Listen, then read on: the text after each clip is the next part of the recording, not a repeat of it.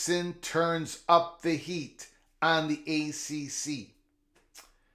And, well, it just happened. Something dropped in Leon County. Is it evidence? Is it an indication that maybe Florida State and ACC will be taking mediation a little bit more, well, seriously than many of us thought they would?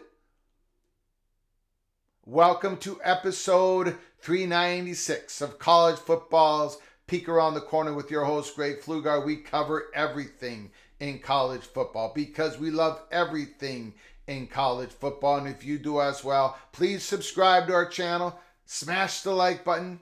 If you like our content, share the video with your family and friends. Let's not waste any more time. Matt Baker, the great Matt Baker of the Tampa Bay Times. Clemson wants ACC to pay for malicious conduct and slander in lawsuit. Clemson has turned up the heat on its lawsuit against the Atlantic Coast Conference, litigation that also affects Florida State's future in the ACC. The Tigers are now seeking punitive damages to Clemson for the ACC's willful and malicious conduct, including slander of title. That request is part of an amended complaint filed last month, April 17th, in Pickens County, South Carolina, but made public for the first time today, Thursday, May 2nd. The Tigers, like Florida State, are involved in dueling lawsuits with the ACC, playing out in their respective home states plus North Carolina, where the conference is headquartered.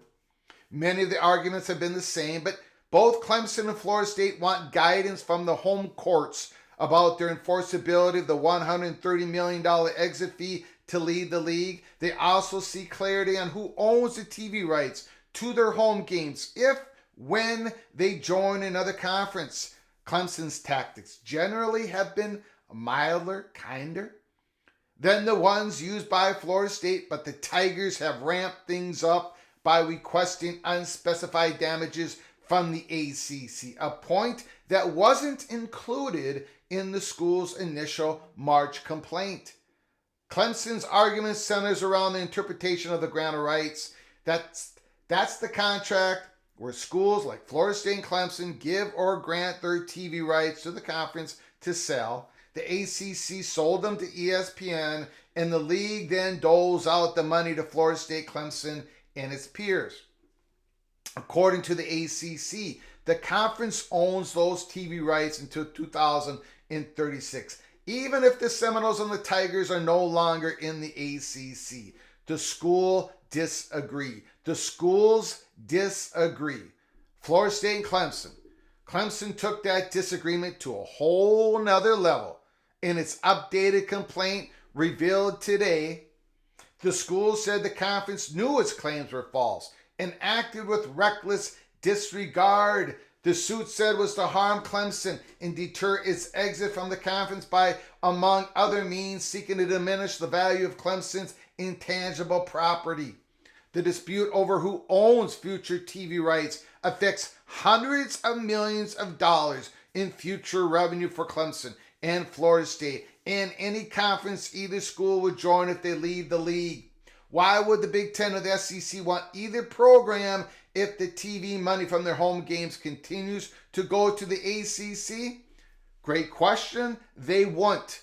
That Clemson and Florida State need to know that they're getting their media rights back, their ownership of the media rights back before they leave the conference, because they're not going to be valuable to any other conference if they don't have those rights with them, attached to them. And finally, in Matt Baker's article, as a result of the ACC's misstatements, the value of Clemson's media rights have been diminished in the eyes of these and other third parties, Clemson's suit said.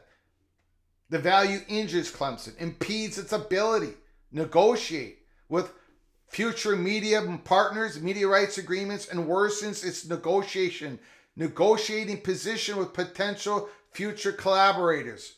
Clemson also has asked the South Carolina court to weigh in on its sovereign immunity and whether the public school can be sued in another state. Holy smokes. Clemson turning up the heat. turning up the heat, using much more of a harsher language in this amended complaint that was filed on April 17th. Again, Clemson is saying, look, you are ACC, you are misinterpreting the grant of rights, especially attached to the media rights agreement with ESPN. And this is hurting our ability to further establish our value with potential future different media partners and with other conferences. Because as we've reported here at Peek Around the Corner, Clemson and Florida State are not having first-party talks with the SEC and the Big Ten. Even though other people have reported that, it's erroneous, it's incorrect. They can't have these first-party talks with the Power 2, the Big Ten, the SEC, until the Big Ten and the SEC legal counsels are confident that Clemson and Florida State can bring their media rights ownership along with them if and when they leave the ACC. But there's another thing that happened today. I just wanted to show you something. It just happened. I don't think anybody else is covering this. It dropped here, Leon County.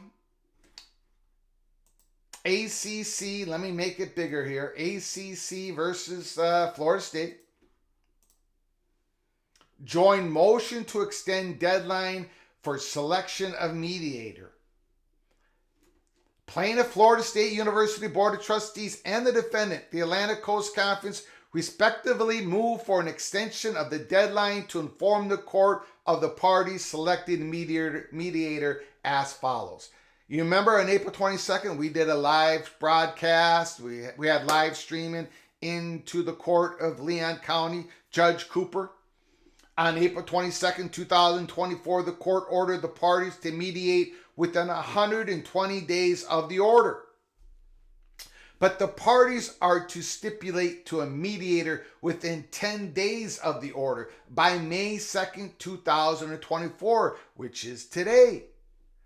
The parties have not been able to select a mediator yet. Given the complexity and magnitude of the issues presented in this case, they wish to devote more time to the careful selection of an appropriate mediator. The parties reasonably believe that an extension of 60 days will provide adequate time. The parties stipulate by joining in this request for an extension, ACC is not waiving any jurisdictional defenses that it may have, including personal jurisdiction. Wherefore, the parties respectively request a 60-day extension of the current deadline to inform the court of the parties selected mediator through Monday, July 1st, 2024. July 1st, 2024. A lot of things are going to be happening on July 1st, 2024. Officially, Oklahoma and Texas become members of the SEC Conference. Officially, USC, UCLA, Washington, and Oregon effectively become members of the Big Ten Conference. And this happens to be the day that the deadline that Florida State and the ACC want to have to be able to pick a mediator that they both can agree on. Is this an indication that they're taking this possible mediation? They have to mediate within 120 days of April 22nd. Now that's going to be pushed, of course, pushed back a little bit. Is this an indication? Is this a clue that both parties might be taking mediation a little bit more seriously, or was this to be expected? Basically impossible to choose a mediator between both parties within 10 days? Maybe that's what this is. Maybe. I think a whole lot of people are hoping that maybe this is an indication that both parties want to make sure they take time to select the mediator that both can live with. Plus, within 60 days, we might have a good indication of who's winning the race to judgment between Mecklenburg County, Leon County, between the state of North Carolina, between the state of Florida, between the ACC and Florida State. We shall see. There's so much to cover. Make sure you check out our live show earlier today, a 2.5 hour affair covering basically everything. Mecklenburg County, Leon County, Pickens County. There was new stuff everywhere. We talked about Big Ten football overreactions, covering everything in college football.